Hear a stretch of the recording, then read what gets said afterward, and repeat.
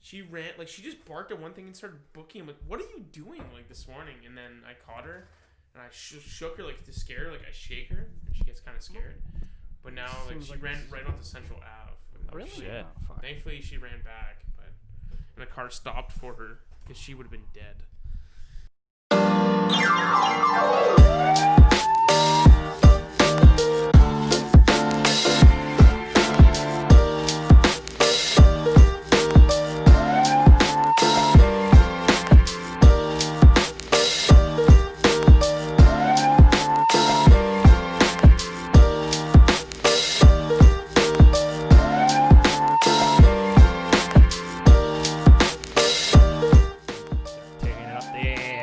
Yeah, everybody's doing paperwork. Yeah.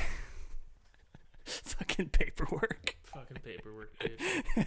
It's how our jokes start, man. They're just one-off comments, and then they 3 months evolve. down the line, we're still making fun about it. Yeah. Alrighty, let's kick things off. Welcome to another episode of the Entertaining Stupid Podcast. My name is Buddy Jayson, and my amigos with me today are Matty B. And Sylvan. Ooh, yeah. So, I mean, this is my second podcast of the day. I recorded with Stefan and Rael in the morning, and You poor bastard. I was 10 o'clock, and we started drinking, so I'm continuing the trend. Mm-hmm. There you go. Don't want to get hungover by like 2 PM. Yeah. Like, come on. Yeah. Let's just start things light. How's y'all's Thanksgivings? It was good. It was good. Yeah, it was nice. All right. What'd you guys do? I did sweet fuck all. Yeah, I went to dinner with my girlfriend's side of the family, and then my parents and my sister came too, so it was nice. Yeah. Did that, watched Seahawks clutch a win. Ooh, that was a beauty of a game. Russell Wilson for MVP 2020, let's go. Oh, man, just to come down to the line and win it by 1 point. Yeah. Yep. Clutch, man. I think that's his 34th game-winning drive. Really? That's pretty good. That's the most since he's entered the league in 2012. Metcalf was fucking godlike in that last drive. Yeah, he's there. good too. He's really good. He's massive. He's insanely huge, like jacked. Hey. Yeah. He's actually like I think he's got like the least amount of body fat percentage you could possibly have. Like it's literally like just so tight around him. Like it's just muscle. Insane. His abs are like that big. Like that's just one ab. It's like that thick. The size of my bicep. Yeah, it's insane, man. He's just a specimen. Okay, now the NFL is set up a little bit differently with this whole COVID thing going on compared to the NBA and the NHL. They have decided to play in their own stadiums. Mm-hmm. Yeah. Without fan. No, some of them. Some of them have like 20%, I think, capacity. Well, actually, like it seems like the capacities are getting bigger and bigger at certain stadiums. Like I think the Cowboys had 25,000 in attendance last game. Which is still only, I think it's like 120. Yeah, that's like 25%. But that's still a lot of. That's still a lot of people. Yeah. Yeah, and like my question, like, because like there have been reports that players and staff have come up positive, and they have to shut down and reschedule everything. Yeah. That's got to be costly, I assume, to do all of that. Mm-hmm. And then you compare it to the NBA, who played a bubble playoff season in Disney World, and the NHL, who played in 2 bubbles. Yeah, one in Toronto for the East, and then one was in Edmonton for the West. Okay, and then where was the finals played? In Edmonton. In Edmonton? Okay. Yeah. And, like, those went fairly well, right? But I think moving forward, that's not reasonable to a lot of I guess, the owners there, because they're losing out on a whole lot of money, right? So here's the difference, though, between the NBA and the NHL versus the NFL. The difference is the NFL is all in the United States. So they don't have any Canadian teams. They don't have to cross the border. Whereas the NHL and the NBA both have a Canadian site. So that means you're crossing the border, and then there's issues with, going there. You'd have to self-quarantine in Canada at least, right? If you're a U.S. team, you have to self-isolate for 14 days before you can play. So that's like the issue where the NFL can have these. They don't need to have a bubble necessarily, because all they do is they go travel like the day before now, or 2 days before. They get tested the day before they leave, 3 days before they leave, pretty much up to when they leave, and while they're there they get tested, And then if there's any issues, that's where you have extra roster spots compared to the NHL, where it's just kind of like a set roster spot. Yeah. But the issue with that is that teams are getting, like you said, they're getting caught testing positive, compared to the NHL and the NBA, where everyone was self-isolated, pretty much shut off from the entire world. Like, you just go into the rink and then you're going back to the hotel, right? But the other thing is that they're also getting false positive tests come back too. So, like, the NFL has done a really good job of kind of, like, changing the schedules around if they have to. It kind of impacts a lot of teams, kind of sucks, but at least they have, like, a plan in place, essentially, if something happens. Yeah, because what was it, Tennessee the Titans was gone for 2 weeks straight. Yeah. And then the Colts were in jeopardy this week because they had positive tests, but then they had all tested false positive. So, like, they were just wrongly tested, right? So. And I think the NFL is putting an extra, like... Extra weekend? Well, no, not an extra week, but, like, extra precautions in. So, like, now they're saying, like, before it was when someone tests positive, that individual has to self-isolate. Now it's that individual and anyone around, like, near them have to self-isolate. So, like, they're doing better than they were. Now no one can leave their city in a bye week because normally you could go travel, on your bye week because you get 5 days off. Now you can't do that. The other thing is, like, there's no practice. Like, the whole facility shuts down, so there's no practicing. And that was the issue with the Titans. Like, they were still, like, kind of practicing. Well, they were practicing. Together. It was at, like, a high school field or something. They got together. Yeah, so, like, that was the issue, right? So, like, but without practice, though, you're not going to do very well either. So, like, you're screwed if you don't practice. Yeah, so, like, is there really anything that could change to, like... I was listening to a podcast, and it was a really good point by one of the... He was a guest on the show, and he covers the NFL, and I think he was a former NFL player. And he said, like, the issue is, like, what the NFL has done is they expanded the rosters, so you can... I think it's a 53-man roster now, and you can hold X amount more on your practice squad than you could before. So there's a lot more roster spots for players, right, in case something happens. But the issue is, like he was saying, is, like, you should almost have 2 full rosters. So you should have, like, the starter, the backup, and then, let's say, the third string. But then you have a starter, backup, third string for the practice squad. So in case someone comes down, like, you can only have so many spots, so you might only have one long snapper on the team. But say he tests positive for COVID, no, you don't have a backup. But you should have automatic backup for every position, and then pick and choose the amount after that, which I thought was a smart thing, right? Because the thing is, with the practice roster, you're still practicing with the main roster. Exactly. And also, to play devil's advocate with that, when you just increase the number of people, you also increase the number of risks for COVID. And most of them are just getting, like, they're going out into their communities to get groceries or something, and that's how they're getting tested positive. It's not like they're actually, like, going to party or anything like that after a game. Well, I mean, it's just so rampant in the States right now. And the good thing with those athletes, for the most part, I'm just knocking on wood for all of them too, but, like, they're all, like, mostly asymptomatic, and they're all in really good shape unless they have some underlying health issue that they aren't aware of. So, like, that's good for them. Yeah, well, like, they're not in the risk category, but, like, that doesn't mean they don't have family who is. Yeah, so. Well, that's why the players that did have those issues opted out, right? Yeah, and they still got paid for opting out. Yeah, it's not their fault. Like, no, exactly. I wouldn't either. Like, I think one of the best players for the Patriots on the defensive end had to opt out because his mom was just recovering from cancer and he didn't want to risk her getting COVID. That's fair. So, I mean, that's the stuff that you got to take, risk at. But, like, it's also important, I guess, to have sports, because sports can give you that escape from when everything shitty is going on. Yeah.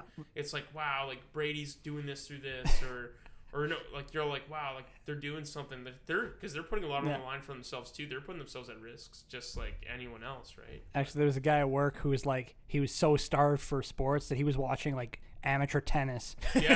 he was just like, I need something, because, like, he doesn't do much. He watches sports, like, that's his thing. And it's like, when that got taken away, he was just like, he's watching, like, the Little League World Series. Yeah, and the NFL knows that there's just too much money on the line not to keep going, right? Like, that's the shitty part of it too. Well, like the NFL is just private. It's just U.S. based, but you have, again, like the NBA, the MLB, the NHL that are cross essentially two countries there.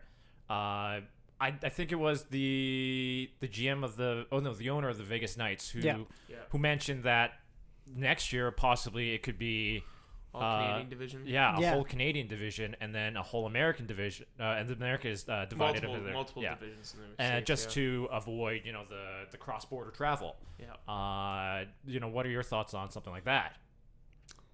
I think it'd be awesome, to see that for the all Canadian division. But the issue then is there's a slimmer chance of a Canadian team going to the Cup final. No, I think it looks good on paper, but I'm skeptical to see how it works in. It'd be exciting because they're all pretty good. There's a lot of good Canadian teams now.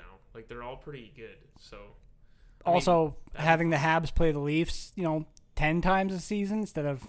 That's the only thing is that you're okay, you're playing the Habs again, or you're playing this. They're good rivalries and there'd be tight games, but it's kind of cool when you get to see another up and coming team play you, and then or if you get to compare yourself to the Tampa Bay Lightnings and stuff, But the way this he sort of mentioned it, and the way I thought of it in my mind, very equates very much back to I guess how esports is typically handled. Mm-hmm. It's locked down typically by region, and then you have to win that region's qualifier to go to the World Championship, and that's when you get to face against the top tier across the Europe world or Korea or wherever. So at the beginning of the season, you see you play all the North American teams 5 or 6 times, and then and then you win the championship there, and then you go to face the world and be the representative for your. It's very much Olympic based.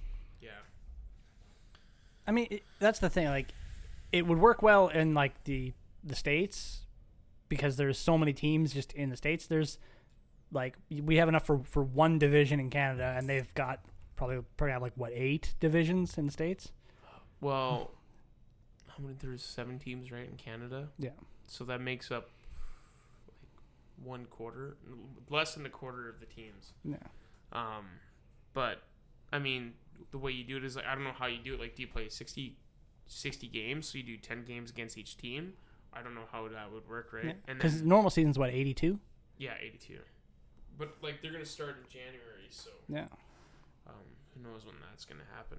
But because then it's the same problem as what the MLB had was they had played a 60-game season, and especially in MLB, you lose actually part of your salary. Too, but every game is so much more important. Yeah, those are sweet. That's the sweet part. It'll actually be really good, but that's the other thing. Are the players going to want to have a pay cut? Because you're not technically getting paid based off 82 games. You're getting paid on 60 or whatever. Games. Yeah, that's how it works. They're all paying into what's called an escrow right now. So that means the owners get half, the players get half, but the players have to pay in to keep. So it creates more jobs for other players, right? Yeah. Because that's the issue, right? And now there's a hard cap too. So you're seeing all these really good players right now that are free agents that got fucked over by COVID when it was their time to actually cash in. This is when you're unrestricted free agent, now it's I can cash in, I get to pick where I want to play, and if I'm a really good player, I'm going to be making a lot of money. Petrangelo did in Vegas, right? You got $61 million over 7 years. But that's where you're finally I can pick where I want to play. And now a bunch of these players are stuck having to sign 1-year deals when they're probably a $3 to $4 million dollar player based on their resume and what their stats were last year, but now they're getting offers for $800,000 because every team's got a cap crunch now and be because the salary cap was supposed to go up to 85 and now it's at 78 flat. Yeah. So now you're stuck in. It's probably gonna be flat for 3 years because there's not gonna be enough revenue to grow the cap, right? Which is what the owner of the Golden Knights was saying, was that most newer clubs, especially for the Las Vegas Golden Knights, they are a very new hockey team. Yeah. A lot of them are not going to survive if we have a bubble season like we had for the playoffs. Vegas would be able to survive just based on where they are at because they have all these, hotels and stuff that would still be. Well, that's the thing. What he's saying is if if they can't get fans to capacity in the stadiums, a lot of clubs are going to just hemorrhage money. Yeah, well, that's Arizona, that's Florida. Those are the two right Ottawa. Ottawa. Melnick's trying to get 6,000 fans in by March. Like those are the teams, right? But I mean, like, what can you do? I mean, at that point, you just say, okay, well, we'll relocate the team. I think that's what you're gonna have to do. Yeah, but like usually, like you're not like in a theoretical sense in a non-COVID season, right? A team like Vegas should be able to fill the thing to capacity, but because of this, they're operating essentially at a loss. With Ottawa, the biggest solution to Ottawa is if like Melnyk couldn't afford it, is to get a new owner there. Like he's gonna have to sell the team to someone. Yeah, and actually, people would probably go in then because Melnyk's such no offense, but he's an idiot. Like he does the dumbest things. Like he gets rid of all the fans hate him. Like a lot of the fans hate him. And then, like, someone like Arizona shouldn't have been in Arizona for, like, the last 10 years. Like, they should have been gone and moved somewhere else. You know, they should be in Quebec City, in my opinion. Like, it's just like you're putting a Band-Aid over a large wound and, like, hoping that it's going to be better. But that's the thing. Like, normally it's, like, one team, like the Thrashers who relocated to Winnipeg. But if you have 5 teams all of a sudden that are looking to relocate, that causes another problem. Yeah, no, for sure. And then you have... The year after that, Seattle comes into the mix, right? Yeah. A brand new team that has got to go through the players the expansion draft there. They got to get their legs settled and player or a fan base built, right? Yeah. But like how scary would you be like if you were the owners of the what are they, the Kraken? Yeah. Yeah. How afraid are you of how the season will settle? Because I don't think you're going to be afraid because you're not making money anyway this year, right? So, like, you're just waiting to see who's all available to make your team. And then by then you're hoping the start of the next season will be when there's be fans. Do you think are they thinking maybe postponing, like, sort of like how cinema's doing, like they're postponing to try and get people back in theaters? Do you do that as the owners of the Kraken? Just like, because they're not going to make money for... They guaranteed this next year. Well, they're not gonna anyway because they're not starting this year. They're not. Yeah, but I mean, like, but like, because COVID's not going away for a while. But like, I mean, you're gonna make your team and you're gonna put product in the ice because you can still make money through merchandise. You can still make, like. I think people in Seattle are very loyal to their hometown teams. Like, they're pretty popular with Supersonics, and then they were like massive with the Seahawks. Oh yeah. So like, I mean, you got to think about your market, right? And I don't think, regardless, like, I don't know how much money you'd be making anyway. Yeah, in your first season, really, because like you've already spent like what is it, $300 million to invest in a franchise for expansion. Yeah, and then plus you're gonna pay like at least $60 million in that year for the salaries of the players. That's not even including all the arena attendees and the general manager and the coach that you're paying money for. So you're in the hole regardless, I think, right? And you just gotta hope that you're gonna get some sort of, I don't know. You gotta in that expansion draft, hope you get someone decent that you gotta get a sexy name that can help sell that franchise. Yeah, because I think even still, like, major corporations will still buy tickets to those boxes to have them reserved for when it does open up. Amazon's gonna be all over that. Amazon will be all over that, right? So I don't think that they're gonna be an issue. It's gonna suck, obviously, but also it's gonna depend in the States. Everything is completely different. Like, attendances per state is different. So maybe, in Dallas, Texas, they'll be like, the Stars will be like, yeah, we can have fans because in our state it's legal to have fans. So if you're going to have a division where they play, California teams and this and that, probably the California teams are fucked. Like Anaheim, San Jose, and LA, because I'm pretty sure, like, you can't even open up certain businesses still in LA, like, based on the California laws. I think they closed back. They were open and then they closed back down. But in Texas, it's a free ball game, like, for everyone. Florida, free ball game for the Panthers and for the Tampa Bay Lightning. It's true, though. It's true, but like, it's just because they're fucking stupid. Yeah. I know, but at that point too, you got to think, like, until there's a vaccine, that, like, there's gonna be, like, it's a risk you have to take for your business. Like, the weird thing I saw throughout this whole thing is that all the sports teams shut down for like 3 months or something like that before they decided to restructure into these bubble things and get going there. Somehow the WWE manages to convince the governor of Florida that they are an essential service. Yeah. and that they could continue running production throughout the whole COVID thing. Like, what? but the WWE's just like a lot of those businesses where they need that revenue, right? Like that's how they make it, is they tour, right? Like they weren't touring. They were just filming production in their Florida facility, and like it just baffled my. They need the TV ratings too, right? It baffled my mind that they convinced Florida. So, there's like doctors' offices, pharmacies, grocery stores, and the WWE. But think about Florida, though. Like, Florida's smart in doing that, too, because then they got the UFC to come, right? They went to Jacksonville for the first ever, live event fight. That was the first pro sport thing since COVID started to go back up. So, like, they got that, and then they've expanded their things. Of course, there's cases, and yes, it's dumb. I get it. But it's not like they had fans in Florida, I don't think. I don't fucking know. Yeah, and it just blew my mind. They convinced we are an essential service. Yeah. I mean, bring that guy to every negotiating table ever. Yeah, I guess so. It depends on what you really think about COVID, though, too. Like, it's all like you're thinking on it. Like, I understand.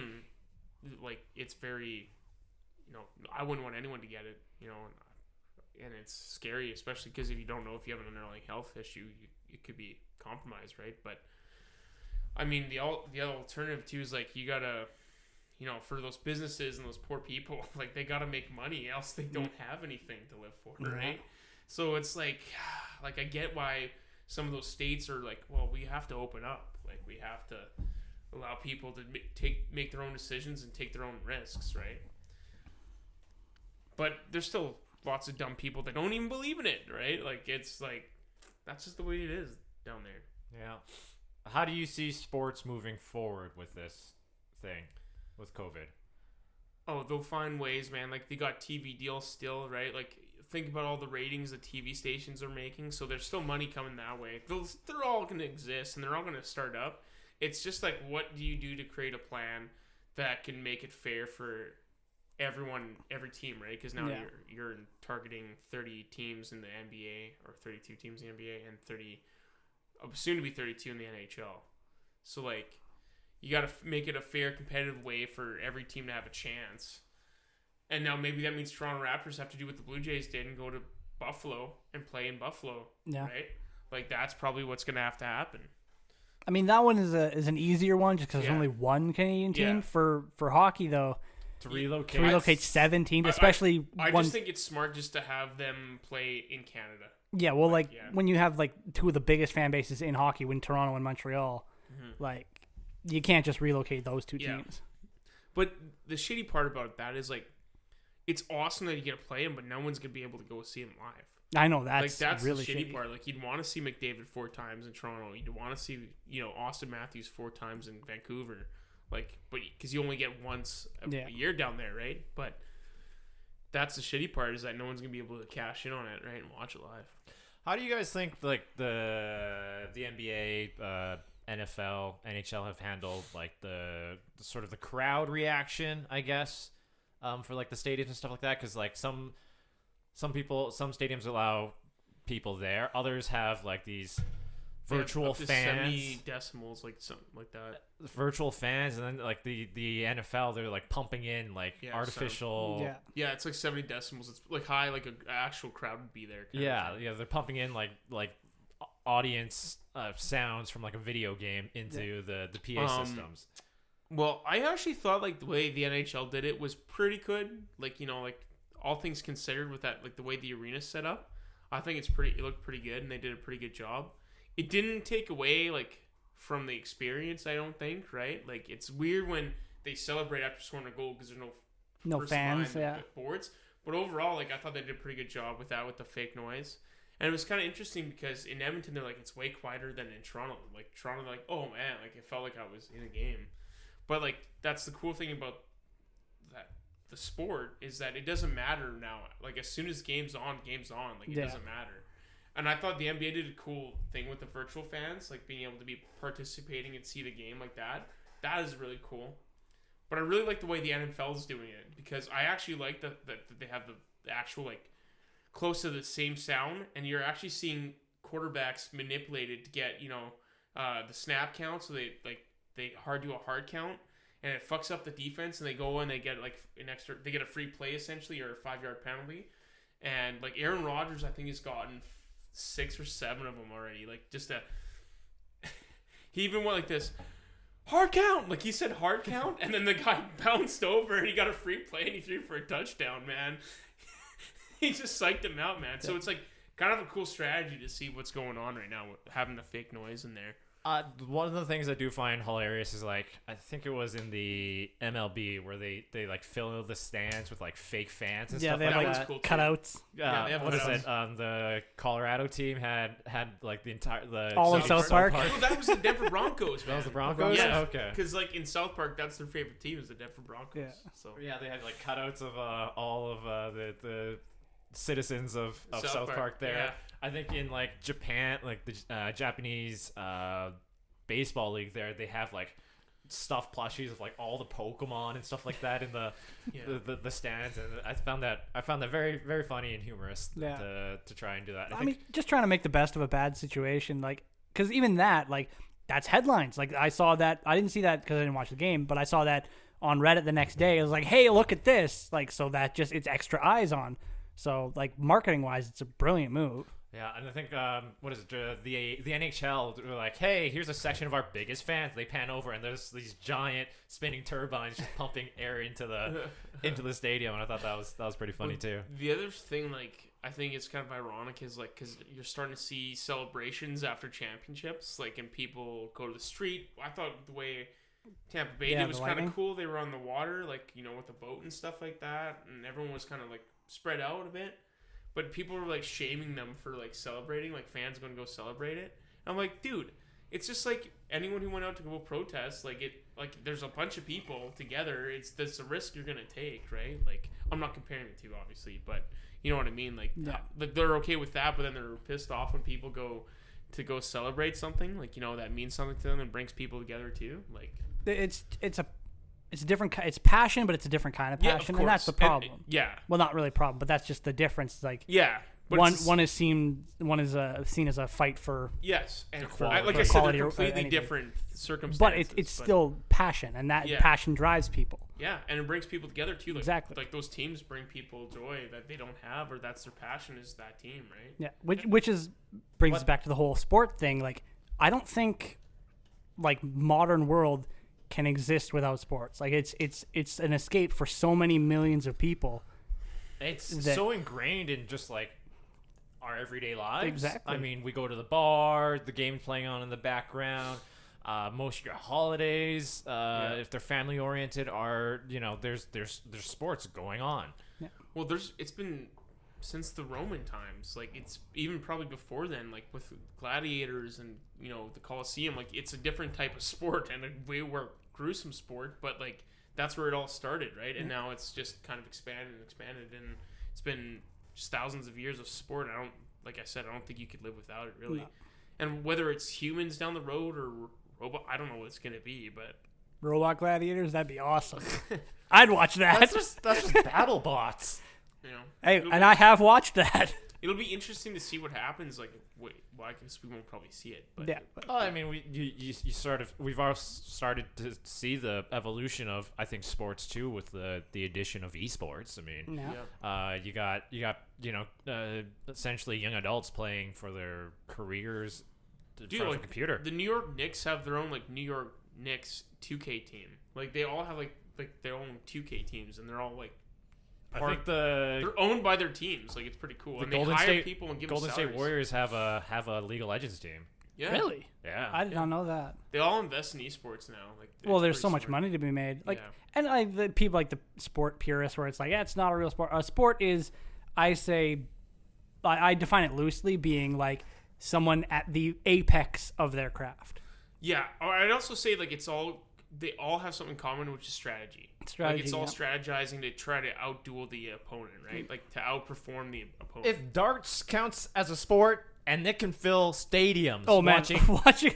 I was just scrolling through, and there's like thousands of people watching this like out of shape guy just like nail fucking 60 points, 60 points, 60 points. Those people, like, what they do is incredible. Because insane accuracy. Like I've thrown a dart. It's not easy. And they can just pick point, like boom, boom, and they hit it like 3 out of 4 times in a row. Like, I love watching those like daytime sports, like ESPN, like 6 or something like that, with the darts on, and like when you like it's like hundreds of people packed into like these stadiums on like drinking, because like that's what you do at a fucking darts. You drink. They nail the 180 or and whatever. And it goes wild. And everyone goes fucking nuts. Yeah, because no one can do it. Like, it's hard. Like, I love how, like, even when you're watching it on TV, it's like 60, 120, and then the camera zooms in just so that, like, if he misses just by this much, everyone is instantly going to know. Yeah, and, like, there's just so... It's like, oh, my God, the eruption of the crowd. Yeah. And that is just, like, nuts to me. And, like, when people think that esports doesn't count as sports, I'm like, bullshit. Never watched the international. The other thing that they have in common is that they all have... There's always going to be someone that's better than someone else. Like, there's always people with better skill or more this or that not a lot of people have in the world. Like, you're like... like, just for gaming, Shroud's got, like, one of the best aims in the world. Well, it's just his reaction time is fucking insane. He's better than pretty much everyone, like, at that, right? It's like, boom, and it's like a laser, boom, laser, where no one can do that. The thing I like about esports, too, is that it is constantly evolving at a faster rate than other sports, right? Yeah. I mean, you get to, like, the NHL, and there's always the fundamentals that everyone tries to stick to. You might build a team from the net forward, or you might build a team from the front and back, right? Yeah. But with like esports, like the meta, like it changes like on a regular basis. It's like every new patch that comes out, the meta changes, so therefore what you value in your team composition changes. Yeah. Well, and no one probably grew more in the last year than esports because of the pandemic, honestly, because people had more time on their hands than ever before, and they're bored, and there was no sports for 3 months. Yeah. So, like, that's what you invest all your time in, is watching esports and seeing those people grow, right? And I think people's Twitch, like, accounts just been... That exploded. Yeah, they must have made so much money, right? It's awesome. And the fact that, like, a company... They deserve it, because they work their ass off just like an athlete does. Like, they're putting 10-hour days in, 7 days a week. Like, I can barely play a few hours of video games, and I'm bored. And on top of that, you're entertaining thousands of people live. Like, it's all live, right? I think the fact that they can create these tournaments with huge sums of money at the end of it, like, it's just it shows just how much value people put in it. I mean, a company like Valve is able to generate 25 to 40 million for a tournament. Yeah. That's just fucking nuts. Their idea with the compendium for Dota was genius. Like when TI won, like the international, the first one, where the prize pool was $1 million, and that was like 10 times the amount that any other esport had at that point. You knew that you had like struck gold. Yeah, because I think like the first League of Legends championship was like maybe like 20 grand for the champion, and then now you look at in Dota, the TIs there, they make millions. Like, for 5 guys in their early 20s. Man, they have, like, pro teams. Like, they all play, they get paid, like a 6-figure salary. Yeah, and, like, they win, they get a portion. They probably get a good portion. Yeah, like, at least $1 million each, right? Like, just to... Well, is it South Korea that's got all the really good players, like, for Dota and stuff like that? Not for Dota. Not for Dota. Or Dota is it's for China. League, Oh, okay. China's got a lot of good players. So I think there was one in China or South Korea. I don't know if he was League or Dota. I can't remember. But he was getting paid like 6 figures, man. But it's like, they fucking own your life, too. Yeah. Like, they're like, you can't have a girlfriend. You can't do this. Like, and the guy was like, I just want to go see my girlfriend. Yeah. Like, and he got kicked off the team for it. Like, it's insane. Like, because it's like an athlete. They're like athletes, but for video games. You got a shit bucket? No? Well, if you're going to the bathroom, you're not playing League. But that's the thing. Like, they're honestly, like, having to practice all the time. Because, they're owned by these teams, which is shitty, too, right? Yeah, and I think it's a cool thing that we're branching out towards, is that there can be a virtual space for all of these, I guess, sports. My thing is that I think that just like every league, eventually the players and the content creators got to realize that they're getting taken advantage of. Sure, there's a platform that's been given to them, but they are what make the platform, and that's the issue. Like where I see it going forward, like the fact that still, like I know it's still a good portion, but the fact that Amazon's taken 50% of your subscriber income is to me is kind of bullshit when you're the one who creates that income for them. Because they can still that's why they're signing exclusive deals now, because they're trying to keep everyone on their platform. Well, because that's like yes and no, because like say a platform like Twitch. Yeah. Twitch is like probably the biggest streaming platform in the world. Yeah. And Mixer tried. Yeah. But it didn't work. Yeah, but now YouTube Gaming, I think you get higher percentages than you did at you get higher Twitch. Probably you get more from like each subscription or each follower or whatever view. Yeah. But trying to get people to move from what they know to a new one. So is it worth getting more per subscriber but losing subscribers? That's like the trade-off. Yeah, no, for sure. But like I think that's why I admire those people that have decided to leave and try or sign exclusive deals with Mixers. Like I know one of them is like King Gathalion. Like he went to Mixer from Twitch because he wanted to create a competition. Mm-hmm. And then when Twitch or Mixer got bought out by Facebook, he's like, I'm just going to with Facebook Gaming. Like I'll stay with Facebook because I'm going to honor my contract. But he would have got paid out regardless. Yeah. He's like, because I want to create competition. But man, guys like Shroud and Ninja that were just like got a massive That's payday, the best thing that could have ever and then like Shroud them. just like Mixer goes down, Shroud goes, I'm going back to Twitch, and he just has all his fucking subscribers. He just made probably like 20 mil just for nothing. Yeah, it's great for them. Like, and I'm glad they get paid because they put on such good content, and they are what allowed streaming to become so big. Like they're kind of like the forefathers of that almost, like for how big it's become. Yeah. Right? But that's where I feel like they're getting fucked over still is like those, like you can't tell me Amazon needs like all that money. I mean, you know what probably not, but no. do you want to try and disrupt the status quo? Because like guys in that position like Shroud and Ninja and Tim the Tatman, but they fucked over Doc. Yeah, but they have lots of fucking money because of. But they fucked over some of those people, and people don't have the reasons why they can't watch their favorite content creator on that platform anymore, right?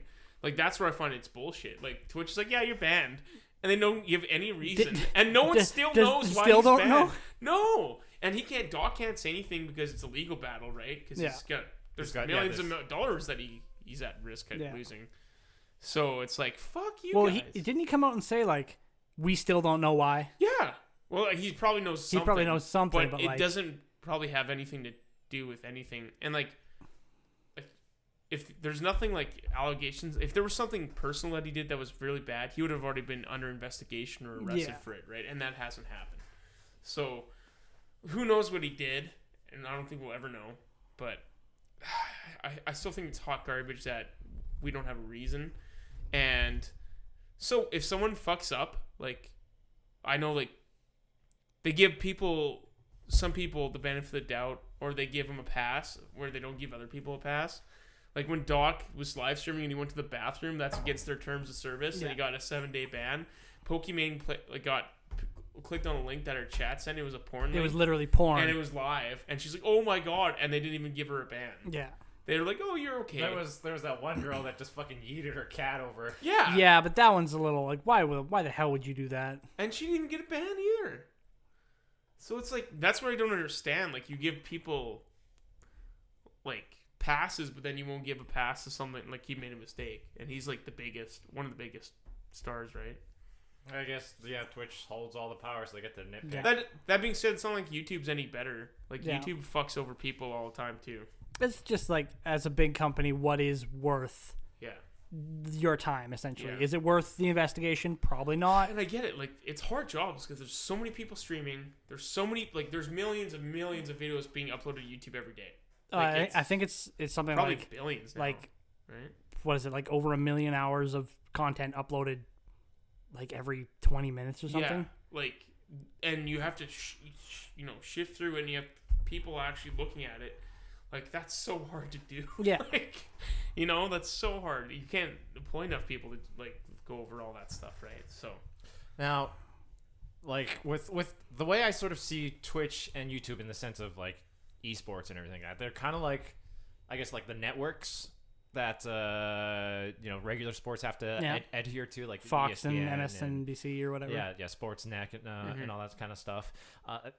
Do you think that, I don't know, like I have a funny feeling that like the bigger like streamers or like the bigger leagues or stuff like that get a little more, I guess, say in a lot of the decisions that affect maybe like Twitch or like YouTube or something like that?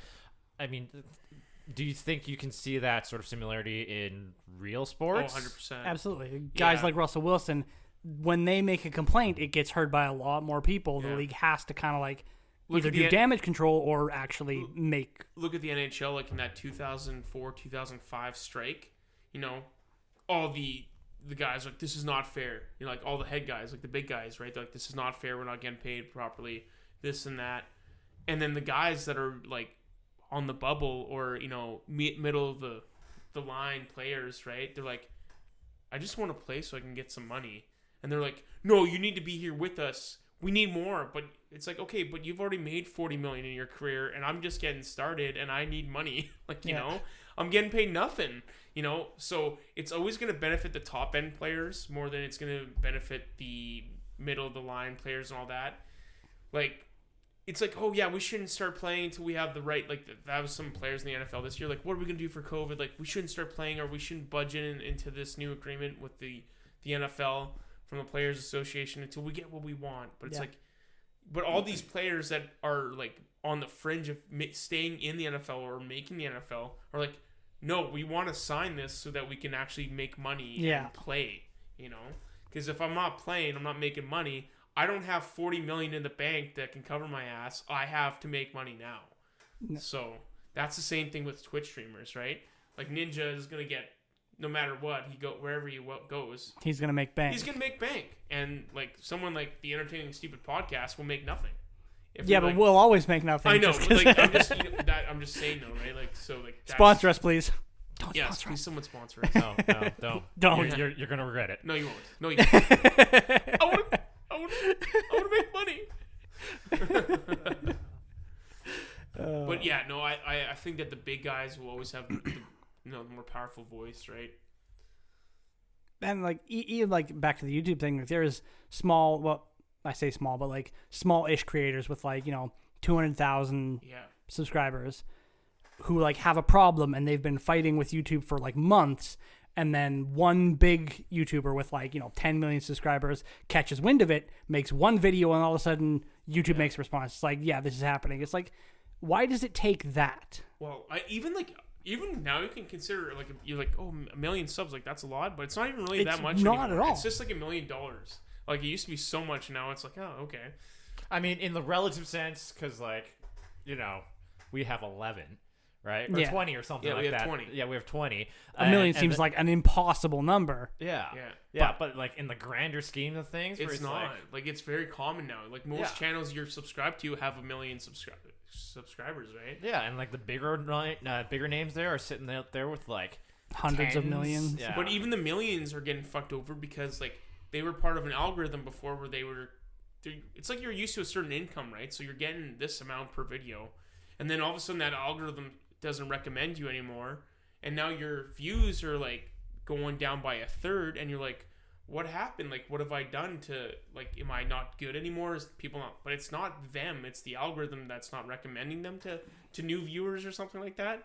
So now you're getting fucked over because you're not making the amount of money that you're used to, and your lifestyle has changed completely to you being used to that much money, right? But that also comes back to esports in the fact that just the internet and internet culture has changed so quickly, and it has evolved so quickly. Yeah. So like, just like with every new patch in esports, how it changes the game, so too does every new terms of service that comes out. Every new law that gets made in the EU, it changes everything. Yeah, exactly. And the other issue is too, like, what was like, I think the last recent one was like the best way to make money on YouTube is to have a 10 plus video. Like 10-minute plus video. Yeah. That's why so many videos were 10 minutes and 1 second. Yeah. But now it's like, I think it's changed now that you just double. Now you just 8 minutes, but you double up with your ads at the start or whatever. It's like you two start rolls, 2 mid rolls, 2 end rolls, or whatever. Yeah. And like that's okay. Like, thankfully, like, usually the first ad's like 5 seconds or 10 seconds, and then you can skip the second ad after 5 seconds. You're like, okay, whatever. But the shitty ones are the ones where you're like forced to stay on there like for 30 seconds. Like, oh my god, it's like a commercial, you know. But that's what the things changed too on these platforms. I mean that's how money is made, is ad. I mean, look at like regular sports. If you cut out all of the ads and like the standing around, a regular NFL game can like take like a half hour of just straight plays. Yeah. But that's where it always goes back to that no matter what, the house will win. So like YouTube's always going to win. Yeah. The NFL will always win. The NHL will always win. The MLB will always win. The shitty part is that the YouTubers make YouTube. The players make the NHL. They make the NFL. Because without them, no one gives a shit. But they don't have any control or say in anything, because at the end of the day, it's like, it's our platform. We make the money.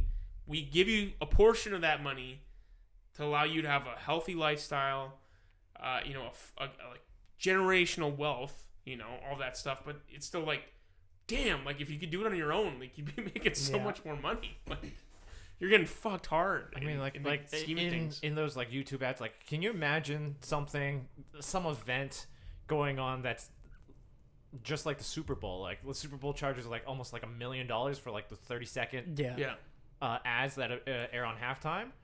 Like, can you imagine like what kind of events YouTube would have to throw on to be able to charge that kind of price tag? Like, imagine like Tom Brady. He's been in the NFL for 20 years, right?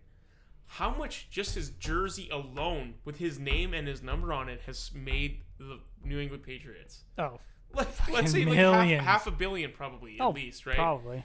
But like that could be like, imagine if Tom Brady got paid that, right? Like that every jersey he sells goes to him instead, right? He would never, like, he wouldn't even need a salary. Like that would be it. But the team's gonna make the money, not him. He gets paid out a portion of royalties. Yeah. That's about it. I don't even think he gets that. Like, he just gets paid his $30 salary, million a year, which is a lot to throw. It's a gruesome 16 weeks, right? It's hard, and it's probably like 26 weeks, half the year in general that you're preparing. More than that. Sorry. Yeah, it's probably most of the year you're staying. Weeks, let's say 40 weeks you're prepared, you're getting ready, and then you take 12 weeks off, whatever, right? But especially still a lot of money to throw the football for 16 games. With regular sports, an average player probably is good for 10 to 15 years. Yeah. And then after that, that's it. So they have to make all of their money within that period to last them. That's if you're lucky. Because most people average like 3 years as a career, like in the NHL and stuff like that. It's only the top end players that average. And then you look at like guys in like esports and stuff like that. That's even a shorter. Yeah, they have a very short career. It's like 2, maybe 3 years for like being at the pinnacle. And the hardest part is like each player is completely different. Their situations in life are completely different. Like if you're a first round pick in the NFL, you want to be as high as possible because that's how you actually make more money. So I think the first, and it's all guaranteed money, but from 1 to 10 is completely different. 10 to 20 is even way different. Like, so the first overall pick in the NFL is like guaranteed. I think no matter what they're making, I think it's like $36 million. So if you're the first overall pick, $36 million, all guaranteed, you're getting that money. The 5th overall pick is already down $6 million.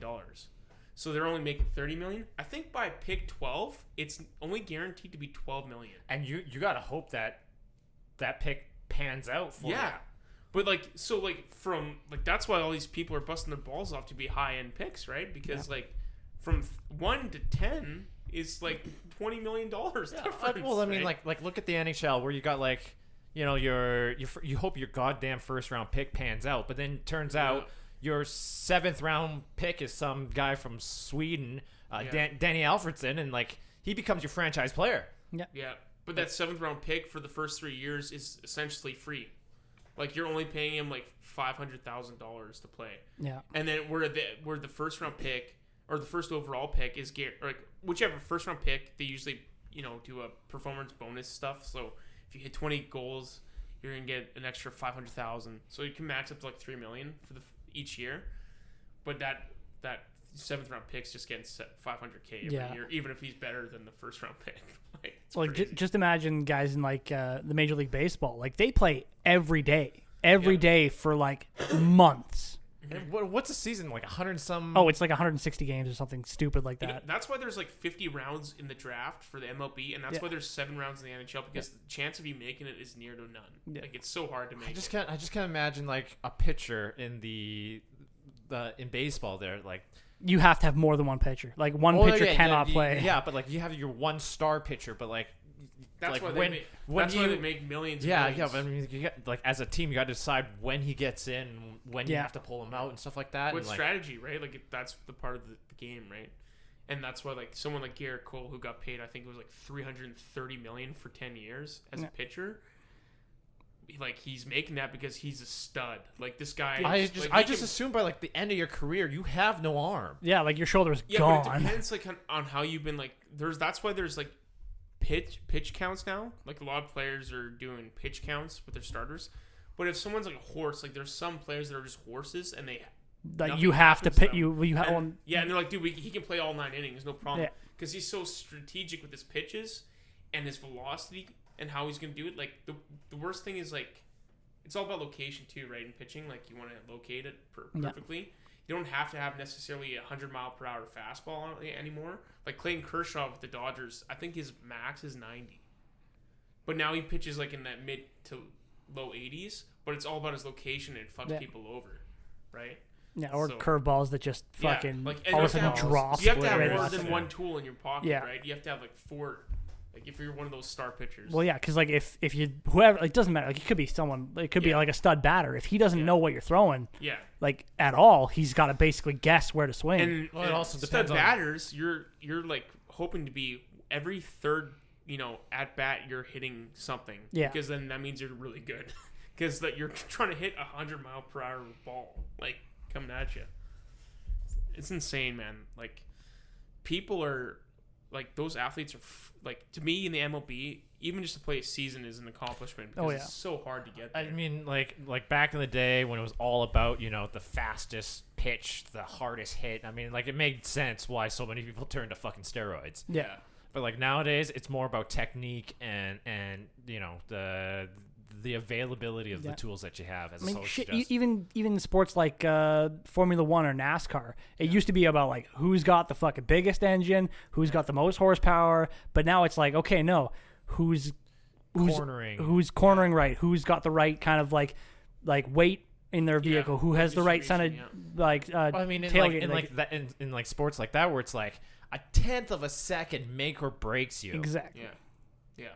And that's what's so awesome about sports because anything can happen. Yeah. Like, nothing is guaranteed, right? Like you could put the odds in Vegas at like 1,000,000 to 1 that this team is going to win. One fluke thing could happen, and then you're like one bad pitch, one bad tackle that wrecks the guy's ACL. Fucking everybody was certain that the Patriots were going to go undefeated. They're going to win the Super Bowl. The Giants catches it on his helmet. Yeah, one fluke catch that should never happen. It would be 1,000,000 to 1 to ever happen again, like that kind of catch, and he caught it. That's just how it happens, man. That's the glory of sports. You turn away for 30 seconds to microwave some chicken wings because you're alone, sitting in a beanbag chair, naked, Falcons, eating Cheetos. 28-3. You're like it's over. Like everyone's like it's over, and then they come back and they win in overtime. Seattle's last game, they were down 5 points with like less than a minute on the clock. Yeah, and they come back to win it by 1. That's where you got to go like. When you play these elite players and you take the lead, you better damn well make sure you have like 20 seconds left on the clock because those elite quarterbacks like Aaron Rodgers, Russell Wilson, even Brady, they've had so many drives and so many experiences. They're like, okay, 50 seconds is enough for me. Like I just need to go boom, boom, boom, boom. Shit, they've scored touchdowns in like 5 seconds. Start of the game, just like first throw, it's touchdown. It's like, okay, well that took 10 seconds. So like here's the ball. You gotta be damn sure that you're not giving them enough time to get something back, right? Yeah. So like, I mean, shit. 35 seconds, and like that's like 5 seconds to do the play. Yeah. And then like if you fuck that up, the other team's just gonna run the clock and they win. They're like, oh shit, like that's the nice thing about the NFL too. Like there's so much strategy to it too, because like, okay, I'm gonna throw it, the guy's gonna go out of bounds. okay, I'm going to take a risk. I'm going to throw it here, but even if he doesn't catch it, incomplete pass, clock stops, right? Yeah. Like, you have all this time on your hands, right? It's pretty cool. So, yeah, I love sports. I'm glad it's here. I'm glad it's back. And I think it's really helped a lot of people out having sports back. Even like the whole that's another business right there is gambling, right? Without sports, like so many people are out of money or out of jobs because there's a lot of people that make their living off sport gambling, right? And vice versa, like that makes the league so much money too, having the gambling there. Yeah, it's crazy. Do you think they get a portion of like any gambling? So. Yeah, that's what I thought. I think that they're. Well, I guess in like by proxy, because like the more people that gamble on the games, the more people are going to watch the game, more viewer revenue they're going to get. So therefore, it benefits if the team. you keep betting on the Bucks to win, you're going to be a Bucks fan. You're going to buy merchandise. Yeah. The other thing is, I think there is leagues that are getting into gambling, so they do get a cut of it. I don't know how that works though. I don't know anything. I mean, as long as I think it's the whole like my bet is that like there's got to be something with the NFL in Vegas. Like there has to be something because there's so much money and so much money off that. Like there's got to be something, right? Like even at the Super Bowl, it's like the odds are 50-50. So like at the Super Bowl, even like the bets of like how long the national anthem is going to go. Yeah. Or that's what I mean, like, what's the first song J-Lo is going to sing? Yeah. Like the 50-50 though of like the coin toss too. Like, so like people are betting on the fucking coin toss. Like the odds are like, was it like 1 in 300,000 or 300 to have like the first throw of the game be an interception, and that's what happened with raiding the Rams. This guy put $100. He won $300,000 on it because the odds were so like slim, right? So that's just the coolest shit that you get to see, right? I love those prop bets. Oh yeah, those are fucking fun. You're just like, fuck it, why not? It's only $50. If I lose it, whatever. If I win it, fuck, I just won like a couple of grand. Yeah. And then like there's parlays where you can take your winnings to parlay into another bet that if you get that, you get more money and all that. It's pretty insane. I don't know anything about it though. I don't. No more than me. Thankfully, I don't have that itch to gamble. I don't have that kind of money. Well, yeah, that too. But I like because that's the addiction is the win. Right? Yeah. And that's the high, and then you get fucked over and you lose all your money. Yeah. All right, we're gonna call it there. Woo. Thank you for joining us on a lovely sports talk. Bye. Yeah, we'll catch you guys next time. Later. Peace. Bye, guys.